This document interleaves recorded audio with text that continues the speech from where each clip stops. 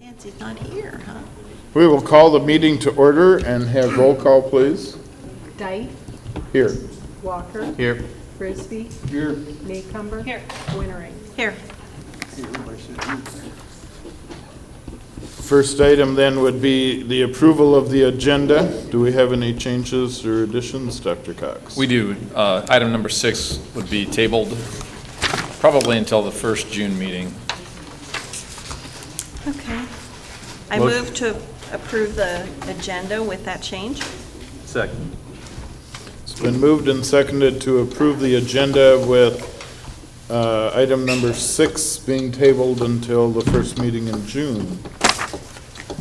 Roll call vote, please. Frisbee, Yes. Maycumber. Yes. Wintering, Yes. Walker. Yes. Dyke. Yes. Motion carried 5-0. Agenda item 3, to welcome the visitors for public comment. As we begin our agenda tonight, I'll explain our process for public comment. The board will hear comments from the public in conjunction with each agenda item using a structured process. As board president, I will ask for comments when we reach that item on the agenda. You will be asked to approach the microphone, state your name, and limit your comments to 2 minutes. At this time, I invite any member of the audience to step up to the microphone with comments about items of interest or concern that do not appear on tonight's agenda. Please begin by stating your name and contact information. It would be appreciated if you would limit your comments to 2 minutes so that we can keep the meeting moving in a timely fashion and allow others an opportunity to speak, as well as allowing the board to complete the full board agenda in a timely manner. Comments from the public are limited to matters within the board's authority.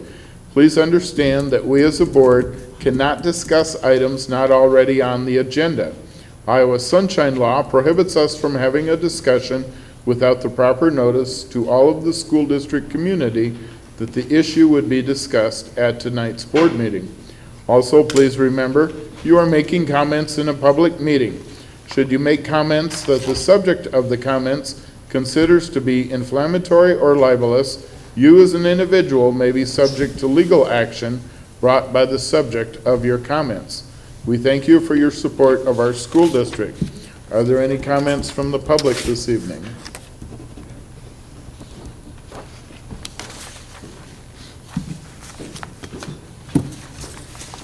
Larry Wolf, Charles City High School.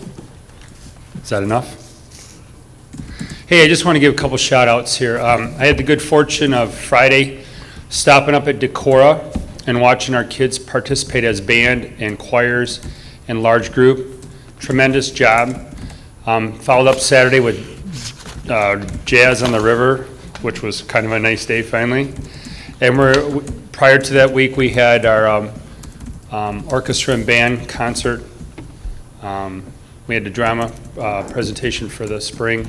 And we're going to kind of culminate it all here with a choir on Tuesday night at 7:30 in the middle school. Unfortunately, it is Mr. Beal's last concert, so I'm going to extend an invitation out to each one of you guys to come and see the last Beal deal, and it's the real deal. So, congratulations. Thank you, Mr. Wolf. Thank you. Thank you. Any other comments from the public? Hearing none, we'll move on to agenda item 4, comments by board members and superintendent, and we'll begin with Dr. Cox. Thank you. 2 weeks ago at our last board meeting, I announced that 3 board members would be going to Clear Lake with me to attend a regional meeting, and so we posted that as a board meeting. We, in fact, ended up not going, so there will be no minutes. There was no meeting for us to attend. May, as Mr. Wolf shared, is filled with events, and so the next 4 weeks we've got a lot going on. Tomorrow afternoon there's a retirement reception at the public library at 4 p.m. in the Zastro room for Nina Colson and Judy Kielman. We also have a vocal concert tomorrow night at 7:30 here in the auditorium. Thursday we're hosting the district boys and girls track meet at 4 p.m. 10 boys and 10 girls teams will be here for that. So that's just the beginnings of a lot of things happening over the next 4 weeks. Thank you. Any comments by board members? This coming Friday, we're hosting a field day in Central Park, myself and coworker for the DNR, for a kind of based around a Trees for Kids grant that the city received from the DNR.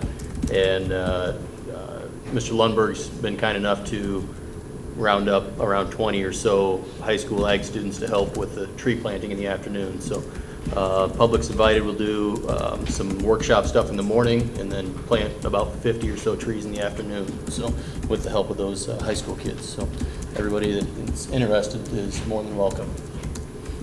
Thank you. Any other comments? I momentarily, I opened the paper.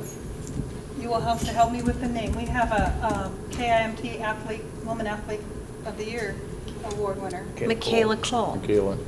Congratulations to Kayla. Saw that. Enjoyed the band orchestra concert. Very well done.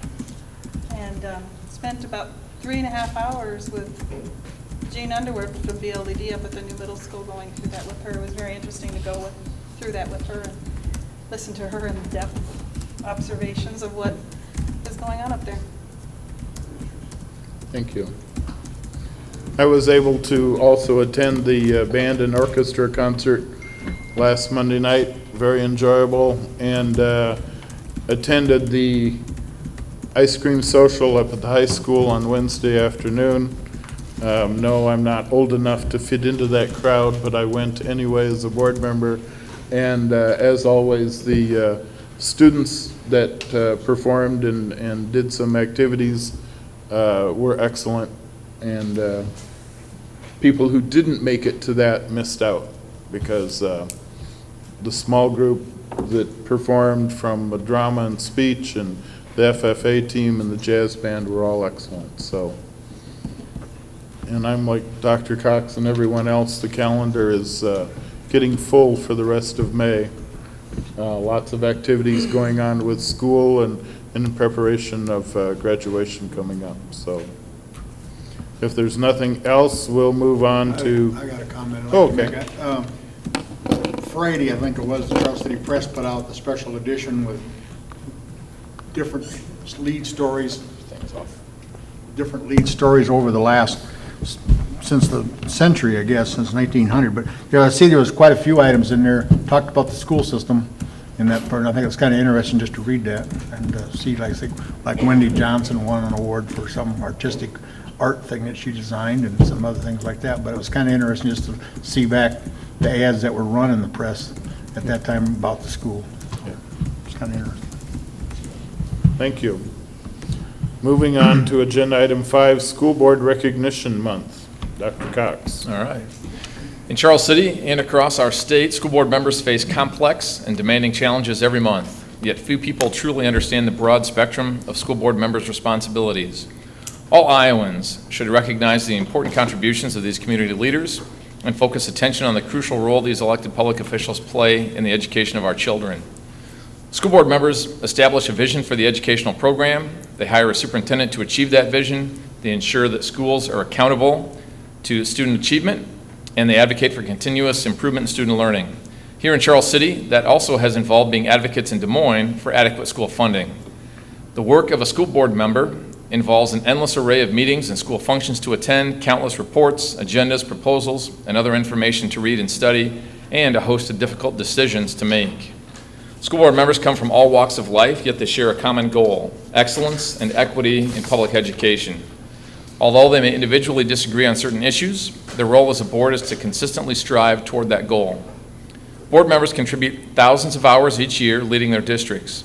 They keep their focus on increased student achievement as they simultaneously craft and revise policies, listen to stakeholder concerns, and recognize outstanding programs.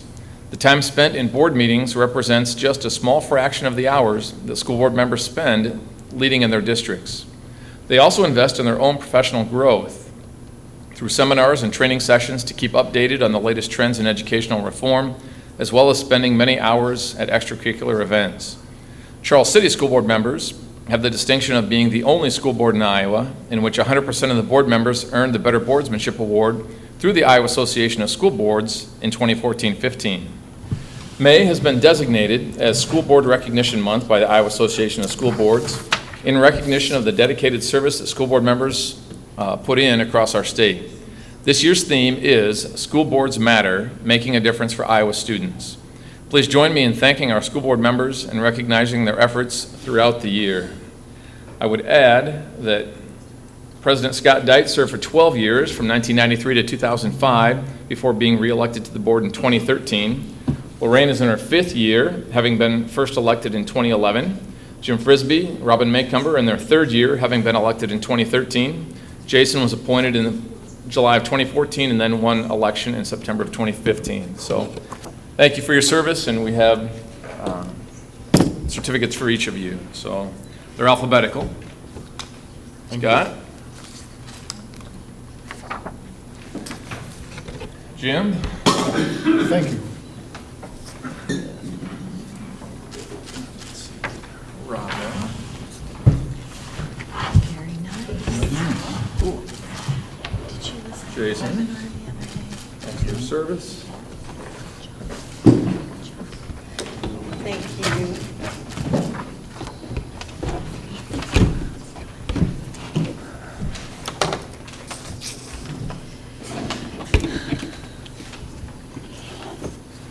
Anyone have any comments about School Board Recognition Month?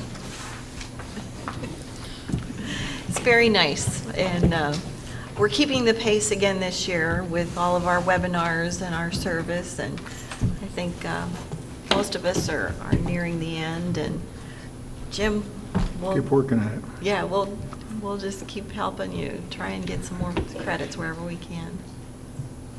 Thank you.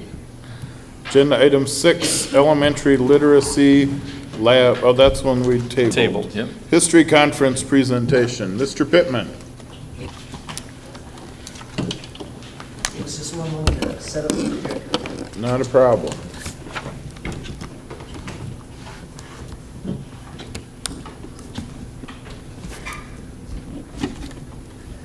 So, my name is Rob Pittman. I teach up at the high school. The conference that I went to is done by the Organization of American Historians. I've always wanted to go to a conference of one of theirs since I was in college. Every social studies teacher kind of had got a membership to that, you know, and it kind of gave me my first kind of academic access to looking at history and how it should be done. And so I've read their magazines every month, and then I've always looked at their like year-end conferences like, oh, I wish I could go. Oh, I wish I could go. And we have a new class at the high school called American Humanities, and for that class, what we use the most is essential questions. So as I went to this conference, I was like, I'm going to get in many of these that I can and generate as many ideas as I possibly can do in the next year for that class. Also, this was very much like a crash course in Ivy League professors. Every single panel that I listened to talk and I got to converse with were people from Harvard, from Yale, a bunch of like tier 2 kind of Ivy League schools. So the first one I went to was called Eros, Ares, War, and Emotion. And it generated, I've always looked at propaganda and how the government has done things, but it generated 2 questions that I hadn't ever thought of before. One was, how does the state try to manage emotions in time of war? And the second one is, how does war change identity? And if you look at, I put up a couple of propaganda things just to get you guys kind of the feel for it. You know, when you would see these are World War I posters, you know, they depict a German as this guerrilla beast taking a woman, a damsel in distress off into the thing. The little baby, you know, the girl is like, oh, break my heart, you gotta buy a Liberty loan. You know, how do they generate that? What's the purpose of those emotions? You know, because it's actual government policy. What I found extremely interesting, though, was how they try to manipulate identity. And because this is an angle I'd never heard of before. I always heard of the USO, the Salvation Army women, you know, doing theirs like giving, you know, care, making them feel at home. But it was actually done by the government to make sure that the morals and ethics of our soldiers fighting stayed pure. And I was like, whoa. And then they showed us a very, very interesting stuff about amputees, where they were given to the women and they said, hey, you should look at an amputee. And it was an angle we had never ever thought about, never ever learned before. And then there were some other things about like primary source letters that all these professors were great. I'd go up and talk to them. I'd be like, hey, where could I find these resources? And they'd be like, here's my website that I put them on for my students in my college class. Now you can access them. So I have all that kind of information on my notes. They have a couple of panels at this thing. One of the most interesting ones, and this I've experimented with some of my, I have an American history class right now, came to the idea of who was the worst president ever. And from those, I generated like a couple of questions that can deal with humanities or American history. You know, did a president transform the country? Were they good leaders? Were they consequential? How are presidents viewed outside of our country? And that's a great angle to look at, you know, because, one of the people talked about Nixon in particular was in other countries, he was viewed as like a person who brought a great thought to the Cold War. Everybody just loved him in all these other places. And then that last one I thought was very interesting too. How have presidents impacted minority groups? And in history, you have historiography. How has history been viewed throughout time? And it's interesting to look at presidents and how that has changed. Like Dwight Eisenhower, not necessarily considered super great, not necessarily super bad. And then people did research on how he interacted with minorities. And then his view of them started to change. Same with Harry S. Truman. You know, there's some great stuff on Lyndon Baines Johnson. This one was really, really interesting. I hate using a microphone. Basically, it was about the history and the environment, and the guy hooked me right away because he said, what are the values and benefits of fossil fuels in history? And it just, I've never ever like looked at it in that kind of sense. How much has society improved? How much, you know, things have changed? And then it adds this other realm. You know, when you look to India, when you look to some of the other third world countries that are building up their middle class, how can we look them in the eye and say, well, you can't use coal to power things? You know, and if we do say that, what are the other things to go? So, you know, it's a great relevant question. You know, I had this big oil villain. Can we limit oil as part of our energy consumption? And that brings in tons of excellent public policies, different science standards that we could go over. I very much like question 4. Does fossil fuels give people freedom? You know, having a kid debate that, discuss it. There's several things that we've been experimenting with on like giving different kind of talks in front of people. And, you know, I could see that one being a great one that a student could use. This one here was the one that blew my mind the most. It was titled Democracy in America, and this very like grandfather patriarch of democratic history in America was a guy, he wrote a tome and he showed it to us and it was about this big. And it's not published yet, and it was reviewed by all of these people that were his students. And as a teacher of philosophy at the high school, this is a unit I also teach for philosophy, and it was just amazing. Several of the ideas that I came out of there with that is, can people govern themselves? If people are inherently bad, can you have a true democracy? What are the ethics and values of democracy? And if you look at the right, he listed some of them. Restraint, humility, autonomy, reciprocity, which is kind of more along the lines of the idea of the golden rule, popular sovereignty, freedom, liberty. Question 4 is a great one. How do you preserve democracy best? And that is something that is great to teach about, because we have our times of war where we're like, we got to curtail everything, you know, to the times we're in between war where we're like, it's all right to say this, not all right to say that. And then I thought of this last question, is partisanship, is the bickering between each side, is it good or bad for democracy? Because there are times in history where you can say like, it's great, it brings about change, and then, in our current state, we're like, we don't get anything done. So how can we find that middle ground? I included 2 great quotes, and for that quote from Lincoln, I'm gonna add that to my new class for philosophy 2, where we do the whole speech. But basically said, we declare liberty, we all declare for liberty, but in using the same word, do we not all mean the same thing? And then he goes in to talk about how liberty for one man can be tyranny for another man, and to have our students analyze that, get into that like informational text is great. And then William Penn has always been a hero of mine, and he said that about democracy is autonomous selves subordinating themselves for the common good. I thought that was a beautiful way to look at how democracy should be viewed. On my second day, I had to go through a whole bunch of them super quick. We had one on labor, class, and poverty, which is always something, it's been one of my passions to always teach about because it has great controversy in it. One thing, number one, was do public policies classify people and perpetuate stereotypes? I've always looked at that question in the sense of a world history thing, because I know those examples in India, in Palestine, and Israel, you know, those are things. But to see it in the kind of view of like America, you know, how is it seen, how is it done? And then this last one, I use this last one for a freshman class I teach right now. We're just finishing up. Have the ideals of equality for all come true in America?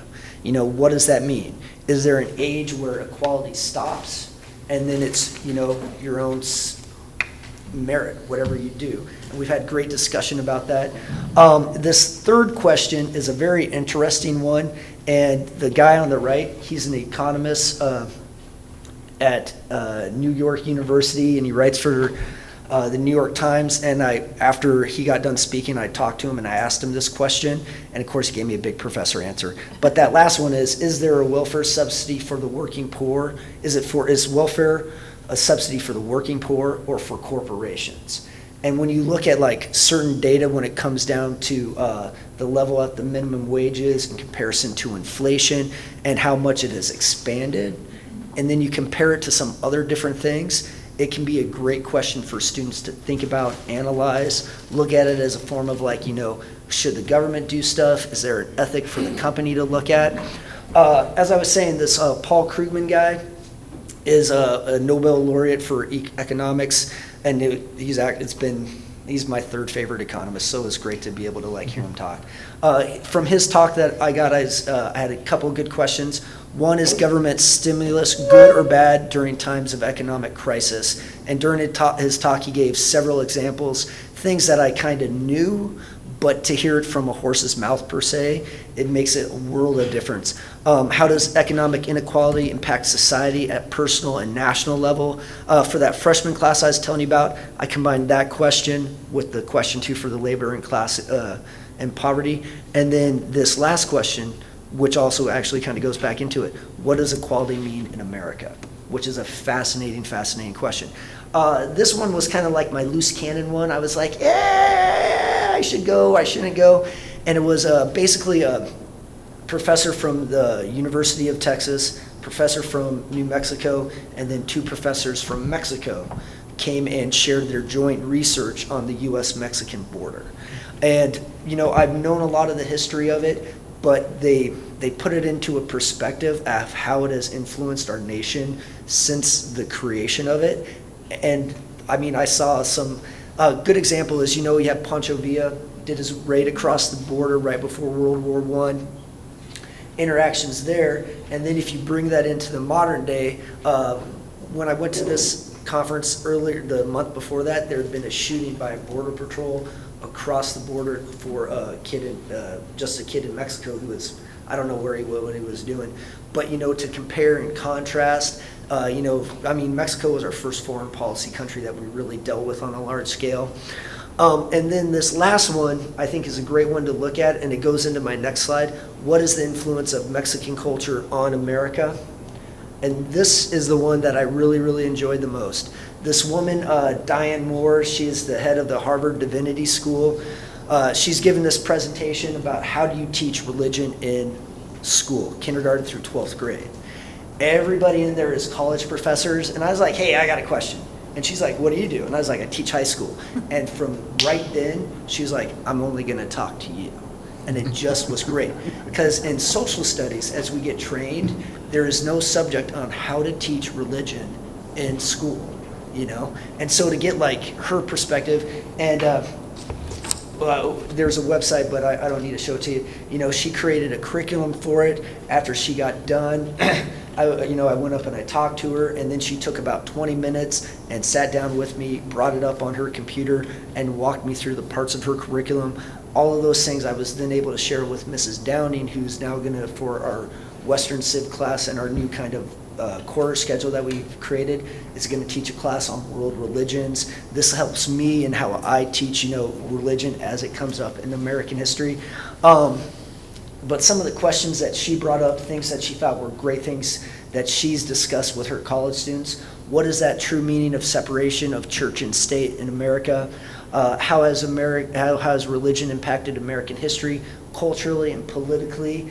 And then this one, as somebody who teaches in Charles City, I've always highlighted, why have different groups of Catholics always been perceived in a negative way when they first immigrate to America? It is not, it's amazing how they get treated. And that's a great one. And all the students, when we talk about this, they're like, hey, I'm Catholic. They're like, this means something. To sum up her kind of world religions that, or the thing that she created, basically she highlights three things. One, religions are internally diverse. Two, religions are dynamic. And then three, religions are embedded in culture. And what was great about the curriculum that she has is that she then gives solid things that highlight teaching the study of religion, not the practice, but the study of it. And, and gives concrete examples from kindergarten through a 12th grade AP, like European history class. So it was a great resource to get my hands on. Do you guys have any questions or any other ideas or comments? Ultimately, this is a great thing for a springboard for the American Humanities class for next year. It gives me tons of basically it loaded my Gatling gun so I could just crank it around and spit out questions and all those things. Awesome. I don't know why I made a Gatling gun. Yeah, awesome. I was thinking either that or we plugged you in to recharge your batteries to the max and now you're ready to roll. Yes, absolutely. I love doing essential questions, but this gave me even more stuff. Well, it's fascinating because I'm going to go home and Google a few of these people because I want to hear more too. Those are interesting questions you just asked. I'd like to hear more of the answers. I think we should have I'm a intrigued. NIAC class that you teach for adults, maybe, because, I've said I want to do over for my own high Yes. school education for a lot of different reasons, and I think I'd like to come to your class, too. Thank you. Yeah, Very, wow. very good. Cool. Thank you guys very much. Very good. Thank you. Thank you. Number 8, the Food Service Management Company agenda item. We have a request for proposal, and the committee met last week and are ready to share their findings. Well, yes, we have a food service task force, Okay. and we did receive the district did receive one bid by the deadline, which was 2 p.m. on Friday, May 6th, and it was from Taher Incorporated. There are 5 members on this food service task force. We met to review the bid. Each person completed the scoring rubric individually. That's part of the process that's required. The sheets were returned to Terry by Monday morning today, and that task force is myself, it's Terry, it's Robin, it's Lorraine, and then our food service director, Dawn Wolf. The bids had to average 85 points out of 100 in order to be viable, and Taher did exceed that score requirement. In their bid, they are guaranteeing a net positive surplus of $21,725 by the end of the 2016-17 school year. It would be a 1-year contract, and then you have the option of renewing it for up to 4 more years. They also have a 30-day cancellation clause if either party wants to end the relationship due to cause. So if there's a breach of the contract that hasn't been fixed adequately, then you can just end the contract with 30 days notice. From now until May 23rd, administration will negotiate the final contract with Taher and send a draft to the state for their approval. That also was required. And an approved draft would then be presented to the school board on May 23rd for their approval. I will admit to have been very skeptical over the course of the last 15 months that going the route of a food service management company would make sense. How could someone else come in and do things better than we're currently doing Our participation averages in the low 80s. Some superintendents I've talked to were excited that they were in the 70s. We've made some changes internally, and with all of that, as I look at the binder that Taher brought of what they've done in other schools, the reference calls that I made, the contacts that Terry made and Dawn as well, Lorraine has talked with folks. Again, they're guaranteeing us a positive net surplus of $21,725 by the end of next school year. They're going to bring some things to our program that we currently don't have, and if we don't like it, at the end of next year, we just say, we're done, we want to go back to having our own food service management, or our own food service program, and not have a management company take care of that. So I don't know how to bring the recommendation other than let's move forward with the process and see what the final negotiations end up being with Taher, and then you get to review it on May 23rd and decide if in fact this is something that you'd like to do. Terry, anything to add to that? No, I agree wholeheartedly with your analysis. I too was skeptical at first, and after listening and looking at the proposal, I feel a lot more comfortable. You know, and I hope that we can maybe invite Taher's representative to come to that next meeting so that he can show everyone what we've read about. I mean, we had well, Terry has my binder there, you know, but quite honestly, I couldn't turn the pages fast enough because it was such good information that I thought, oh, we need this, we need this, we need this. You know, there was just not a negative to the program at all. And so, you know, I'd like you all to be able to see that as well and understand there's so many components to this. You know, you'll be excited by the farm to school component where they actually get seeds by the USDA and they will plant them, you know, with the help of our students, or so that rooftop garden that we have at the middle Exactly. school or the courtyard, we will have a garden and it will be harvested for use in the school lunch program. And then, oh my gosh, the training that the women in the food service program will receive, including Dawn. You know, I mean, right now she's an island, she's managing everything, but to have this whole team of all these professionals from marketing to nutrition to, you know, everything else, and finances and purchasing power, I think it's going to be so good for all of us.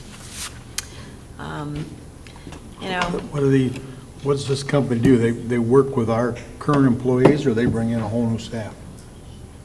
No, the RFP that we put out said that our employees would remain our employees. They come in and run the program for us. Okay. We would have the option of looking at, it wouldn't be that our employees would go away and they bring in new ones, but we have the option, you know, next year if we wanted to modify to say they become employees of Taher rather than the school district, but that's not what we did this year. Okay. Now, the one exception to that is that in the bid proposal, the food service director is or would become a Taher employee the way that it's written. And so that's what we're trying to get clarification of from them. But that would be the only school employee who would switch from school to the food service management company as far as who was employing that position. And then they want the food service manager to be 12 months. And for us, she's only, you know, 220 days, 10 and a half months. Chef for a day. oh, Chef for a Day. I wrote a bunch That- of notes in my phone here. They've got a chef council that travels the world, you know, trying to learn about different cultures of food, so they bring that to the schools. Harvest of the month with a fruit, vegetable, grain, herbs and spices, so that kids as well as staff are exposed to, you know, some new foods. I think it was $15,000 that they were going to invest immediately into our schools, into the program for signage, equipment, computers, software, uniforms, to bring it up to where they feel it needs to be. Let's see, fresh fruit and veggie bar, which we've done some of that this past year with Dawn. There's a 6-week menu cycle, so You know, it's not 4 weeks and it starts all over again. So I think everything remains a little bit fresher, you know, for the students. And then they had, they divided their food offerings in this way. They had a classic cafe, which was a hot entree. Then they have a signature pizza that they do every day. Hot sandwiches and panini grill station. Then, if that isn't enough for you, there's a creation station, which would be, and they would rotate these items. It would be fresh sandwiches, a wrap and roll, Mexican grill, or an Italian bar, so those would rotate. And then on top of that, there was a grab and go and a featured bowl that they had available. And then a la carte. So there's a lot that is really going to be offered. And then a big focus on breakfast, which we don't really focus so much on promoting that. So I think that will help everybody. Along with they have an educational program. They do come out of the kitchen and involve or bring the students into the kitchen and work with the students and have featured menu items that the spring roll, I read about the spring roll and all the ingredients that go into that, and they make them with the students then, and that becomes an educational opportunity for them. They are participation driven. Their income and their success financially with this program has much to do with participation. So they're going to make our kids want to eat at our schools. And that is going to be interesting to see what they do to get more participation than we have now. Well, and not only the breakfast and the lunch, did you notice they have like an after-school sports pack that, so the kids that are athletes, let's say in high school, I'm thinking, you know, that every kid comes home from school, they're hungry. Well, those kids are going straight to practice and they may not get home till, you know, who knows when. So now they'll have the option of getting a sub sandwich. I think there was a veggie that went with it, and then a Gatorade for $3 something, which again would be pulled out of a lunch account. I don't know that that was free and reduced available, and then catering. So next year, if we have a sports banquet, we want to hold it in our middle school, we can cater it. They will bid it, just like any catering agency would. We would tell them what we're looking at, they would give us a menu and then give us a bid price. The participation thing, is one thing that I've thought in this process all along. You know, we live in a community where a student can leave at lunch and go to Quick Star and get a $1 cheeseburger every day. And how do we compete with that? You know, it's always floated around in my head is that, should we be worried about that? Should it be our concern to compete with that? I don't know. I think maybe ideally, yes, we have a place in providing good nutritional meals to our students, and many of our students rely on that, you know, as their best source of good nutrition probably in their life. So that's something that interests me. If they believe or have had success, you know, across the world or country competing with that kind of stuff, then their track record, you know, they're able to stand on that, and that's exciting.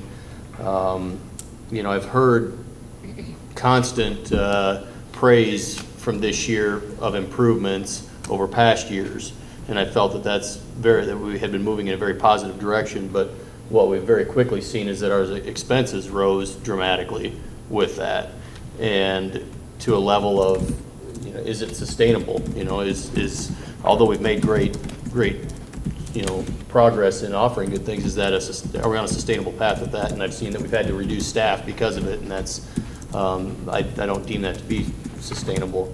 I guess my question on the surplus would be, so, you know, we've got the total cost of our program today, all the staff, the food that we buy and cook, and all that total cost, is that this, you know, positive surplus of $21,000+ is taking everything today that we have expenses for and projecting it out next year and saying that, okay, this is what we're gonna meet that and exceed it by? Correct. Okay. And it's a guarantee. Guaranteed. And staffing wise, do they see or dictate increases or decreases in our staffing with that? Because there are employees that would make recommendations. Okay. But it comes down to us as far as increase or decrease. Their part might be shifting from one location to another to balance out the hours as they see fit. But it is here's the current expenses. We guarantee 21,725 positive net surplus at the end of the year. So if they don't hit that, it's out of their own coffers Okay. to make that up. And And if they what- exceed it, We keep it. we keep it. Okay. That's one thought or question, I guess, if, this new, and of course, combining that with the new school and the new, I think it's a great opportunity or a timing to work with a different way of providing services in the new building, first of all. But in that process and these kinds of changes, what impact will it have on our staffing level? Are we gonna all of a sudden need 3 more staff or 5 more staff to implement this? If we do, is that at our expense? Is it number change? Is it, how does that kind of impact things? Do they see that we have excess staff? Do they see those kinds of things? Are just a couple of floating questions I continue to have. So. Yeah. Or It- those things that you'll talk about over the next 2 weeks as you fine tune this. Their guarantee is you will have a positive net surplus of 21,725. Because as Lorraine mentioned, they're confident that their food purchasing power Yeah. will come in at much lower than what we currently have, that the offerings are going to be so appealing that the participation will go up even further, and that their package that they can offer would substantiate a guarantee like that. I recalled in our conversation with him that, the total cost of operating that food service program, it all depends on the number of lunches that you serve. So the labor costs, yeah, they may go up, but that's the net that includes the labor. But it seems as though, everything is just, if you can get that participation from here to here, a whole lot of those other costs fall into line. And so that's the goal. And so there's a whole lot of things that I remember reading about how the sampling, sampling of different fruits and vegetables, encouraging, like you say, Robin, for kids to eat. Adult offerings. Yes. They talked about things for teachers that might gear more towards soups, special soups and things like that, the advertising towards teachers. They have it worked and figured out that they know how many meals they need to serve for number of labor hours. So if we have this many hours, this is how many meals we need to serve then for everything to flow. Okay. A lot of, like Lorraine had mentioned, there is so much information, there's so many different things they deal with. The gentleman that met with us expressed, the concern and mentioned the fact that, getting to work with the staff, to making them assured and feel comfortable and know that they're not a threat, that they're there to work together to make this a team effort, that there'll be lots of time on their part working with our current staff. As this continues to filter out into the community that this is being considered, I can see, great question from a number of people. I think it'd be another great opportunity to address that with a campaign of some sorts, of pushing some information out and saying, this is what it is, before people, educate themselves through Google or whatever. Putting out some of the information, not like binder, but there's stuff out there that can help, maybe the parents and things that have questions or concerns that. You're right, and there was a section in there that addressed communication, and of course, they'll have a component that we can put on our website with the menu, and the menu looks fabulous and is real engaging, and newsletters to homes, to parents, I mean, I suppose once you get to high school, your parents probably don't see those newsletters so much, but communication is key to the students as well as the parents and the community. Might be interesting to have Taher have a table at back to school to just kind of explain the program. Yeah, absolutely. Where we have our lunch people, you know, collecting money. If our bid, if everything Yeah, were to go. Yeah. If everything were to goes go through. That probably would be an excellent idea to help, as parents register, to maybe help them understand. Well, I'm excited to see how this finalizes and works out as administration continues to negotiate with them and finalize the agreement for potentially next year for us to approve and put into place.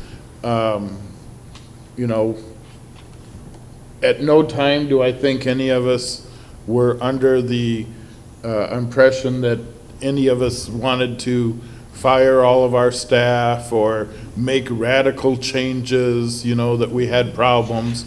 I think we all just wanted to see things improve when it comes to the choices that we offer and the quality of food that we're having. And we have made, as was said here, you know, great strides. I think that from what I've read and seen about this company, I think we'll continue to see those improvements if we go this route. Yeah. So are we ready for a motion? One question, Bob. Sure. Is there any expected change in current pricing of our meals? We're using the same calculator that we did in previous years, because there's that federal equity that we need to comply with. That's one of the questions that Taher had asked before the bid went out. Okay. And we're going to be giving you the meal prices for next year, I think at the next meeting or the meeting after, where you approve the increase. But right now, it's looking like 10 cents. Okay. What is Dawn's thought on this whole thing? Now she's gonna be, instead of the boss, she's gonna be bossed. You would have to ask her. You know, she's She been must part make, of this. she must make some comments on whether she's concerned about it or not. I mean, she's on the committee. 'Cause- She's on the task force, yeah. Yeah. You know, I didn't So I don't ask know. Dawn, but you know, her positive has been very willing to make changes to Okay. improve the program. That's been my impression. As long as she's more than willing, and not gonna drag her feet towards it, I think that'd be fine, you know. I just wondered what her perspective thoughts was gonna be, because she's been head of it, now she's not gonna be head of it, she's just gonna be part of it. Oh, no, she. I would, well, no, she'll still be the food service manager. She'll just be employed by, if this were to go through, employed by another agency rather than us. I would respond to your question the same way I would respond to any of the changes we're making instructionally. That if a teacher said, well, no, I don't want to do that, we wouldn't say, oh, okay, then we're not going to do that. Yeah. If that's what the board feels is best, we would Right. say, Okay. no, here's the route that we're going, and help them see even better. So I wouldn't say that if one person says no, then we just stop. Because that's what you five are elected to do, is to be the big picture. Well, the reason I asked the question is because, you know, if they don't agree and want to flow along with the plan, they could make it awful tough on the people that are coming in and try to make the plan work, you know, if they wanted to, if they were that mindset. But they would still be our employees. Still be our employees. And they're at-will employees? Or they're It's really just asking about Dawn. the food service The food director service position. director. Any position, if somebody wanted to be a roadblock, Yep. then we have avenues of Okay. addressing that. That's fine. So, So I just wanted to just ask. and I don't want to characterize No. that Dawn is No, roadblocking I'm not this. saying that either. I I don't want to hoping- answer for her. I would want you to ask I'm her own hoping that perceptions. she's but- going along with it. I mean, Yeah. I'm just hoping, you know. so. Yeah. Apparently she must. And be, she'd because still- she'd probably have asked that question. If we went this route, the current food service director would be the food service manager with Taher. Right. And rather than reporting to you and Report us. to them. She would report to them, that position, correct? Right, but, yeah. I mean, there's still a chain of command, it's just which is it our chain of command or Taher's chain of Yeah. command? Yeah. We always have a boss somewhere above us.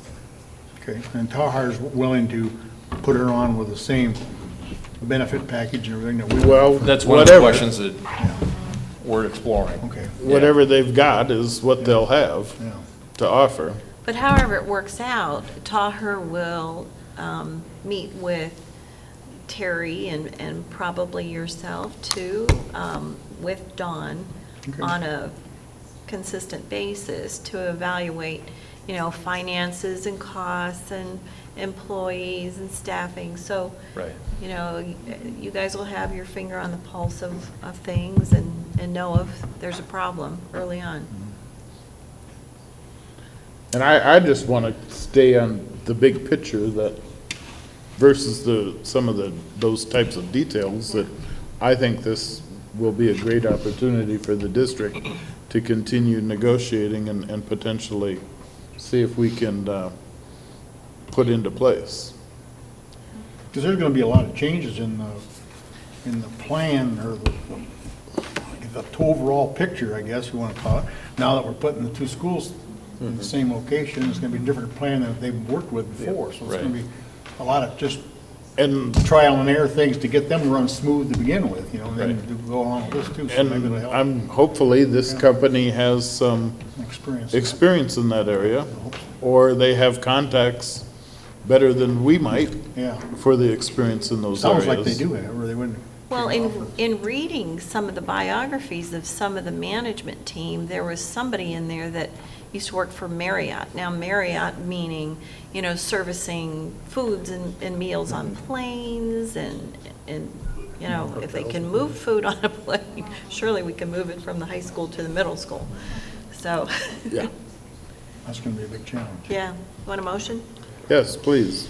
Okay, I move to submit There's one on paper too, if What? that makes it easier. Oh, Yeah, the paper. your handout on your left, there's a recommendation. okay. I move to, that we negotiate with Taher regarding the implementation of a food service management company for the 2016-17 school year. I'll second that motion.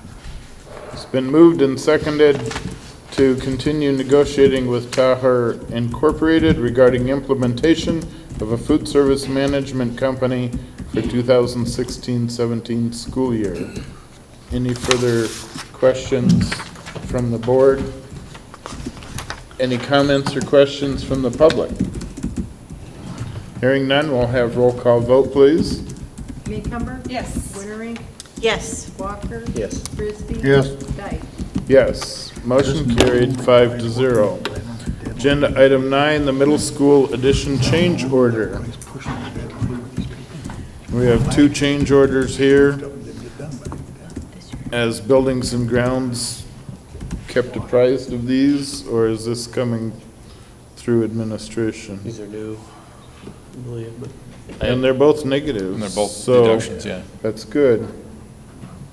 One quick question, I had read that deleting the gymnasium wall padding, that's behind the baskets on the ends, is that correct? Yeah. And we've determined that there's so much space beyond that they're not necessary? Right.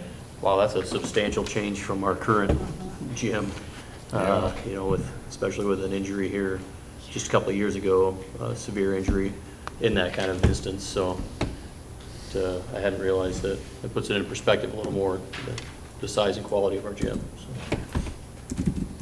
Motion to approve middle school addition change orders 62 and 63 totaling negative $2,125.25 as presented. I'll second it. It's been moved and seconded to approve the middle school change orders as presented. Any other comments or questions from the board? Comments or questions from the public? Hearing none, we'll have roll call vote, please. Winteringer? Yes. Walker? Yes. Frisbee? Yes. Maycumber? Yes. Dyke? Yes, motion carried 5-0.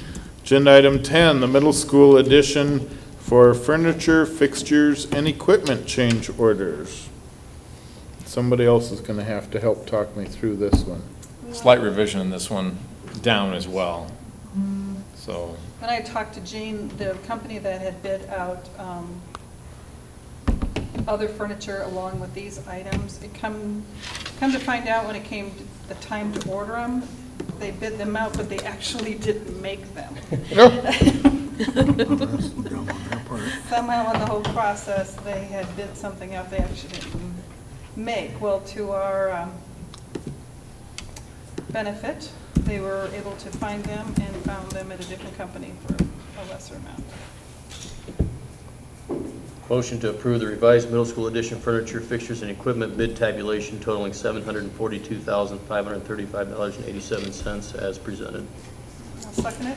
It's been moved and seconded to approve the middle school furnitures, fixture, and equipment change order as presented.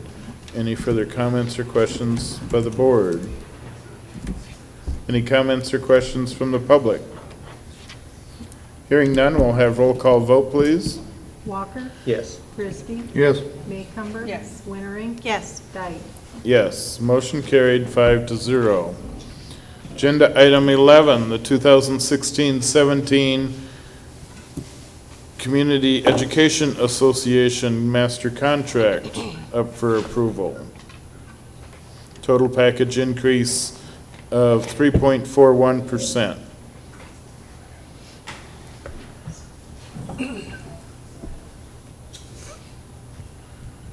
You have a motion?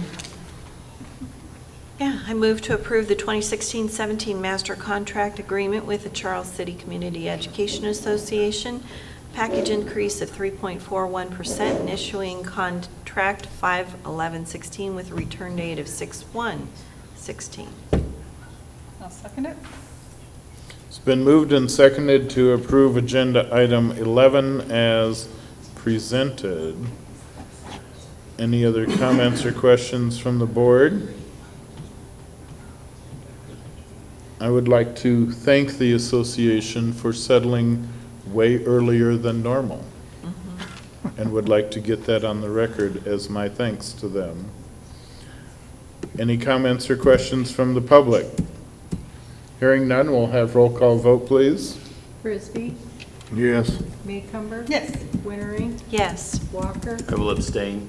Dyke? Yes. Motion carried, 4 yes, 1 abstain. Agenda item 12, the Educational Services Association or Support Staff Master Contract. An agreement has been reached also at a 3.41% total package increase or 25 cents hourly rate increase. I'll make a motion to approve the 2016-17 master contract agreement with the Charles City Community Education Service Association, a package increase of 3.41%, 25 cents on the base. Is there a second? I'll second it. It's been moved and seconded to approve agenda item 12 as presented. Any other comments or questions from the board? I'll also go on record and thank the association for settling way earlier than we normally do. Any comments or questions from the public? Hearing none, we'll have roll call vote, please. Maycumber? Yes. Wintering? Yes. Walker? Yes. Frisbee? Yes. Dyke? Yes, motion carried 5-0. Agenda item 13 is the financial report for April of 2016, and that would be Mrs. O'Brien. The food service balance, if you look at that, it is 17% up from last month, so we've started back up. However, it is still 41% down from last year, but we had a good balance last year, so we're still doing fine. And also, in your bills, there's approximately $1.6 million of middle school addition expenses that we'll be paying for this month. Any questions for Mrs. O'Brien? Motion to accept the April 2016 financial reports as presented. I'll second it. It's been moved and seconded to approve the financial report as presented. Any other comments or questions from the board? Any comments or questions from the public? Hearing none, we'll have roll call vote, please. Winnering, Yes. Walker, Yes. Frisbee, Yes. Maycumber. Yes. Dyke. Yes, motion carried 5-0. Agenda item 14, consideration of consent agenda. Do we have a motion? I'll make a motion to approve the consent agenda as presented. Second. It's been moved and seconded to approve the consent agenda as presented. Roll call vote, please. Walker, Yes. Frisbee. Yes. Maycumber. Winnering, Yes. Dyke. Yes, motion carried 5-0. Agenda item 15 is correspondence and miscellaneous. You have the monthly enrollment summary at the very end of your packet.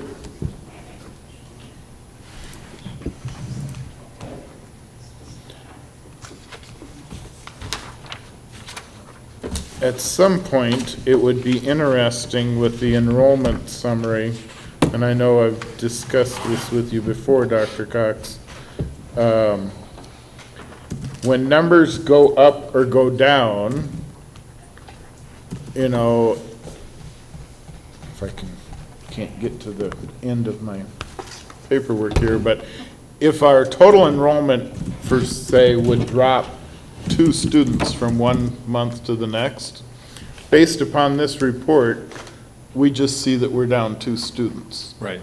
We very well could have had 7 students come in and 9 go out, Right.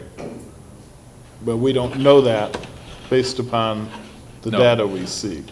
Are we tracking any other kinds of trends, you know, for those types of numbers, or We are not. potentially keeping track of when people leave the district, where are they going, and/or are we asking why they're leaving? Or do We're- we know why? We know the majority, we do not ask. Most families volunteer, we've got a job transfer, I'm moving to this new location, that type of thing. Okay. But You may have noticed the same thing I made a note on, too. You know, when you look at the span of the months by building, you know, you just want to know why? You know, are this many families moving? Who's come in? Is it, you know, what's the shift? Why such a shift? Because, you know, we've seen, you know, maybe 2, 3, 4, 5, something like that, but this is really an unexpected drop this year. There are some changes coming, hopefully, on the horizon with job markets in the area that would assist with those numbers slightly, or be an incentive for enrollment to stabilize or even potentially grow. But We should get that pretty cool. when you see that We should get the whole processing plant here. we drop, starting in January, yeah, the question I have is why are we dropping then? And it has, you know, hopefully it has to do with jobs for people. But it would be nice if we could have some extra things that would incentivize people with children to move to town. Or not to town, but To the our district. school district is very large and encompasses other communities and the rural areas, so. If we don't have anything else, we'll move on to important upcoming dates. got a long list there. I mentioned at the beginning of the meeting that May is a busy month, so I'm not going to highlight any of these. Just say that we've given you, up through the middle of June, a list of options for places you could be. I like the places. Places we can be. And it's not even an all-inclusive list from what I've seen on the calendar, but kind of a highlight list Yeah. of places we could be. Having no other business to come before the board, we will adjourn at 7:35.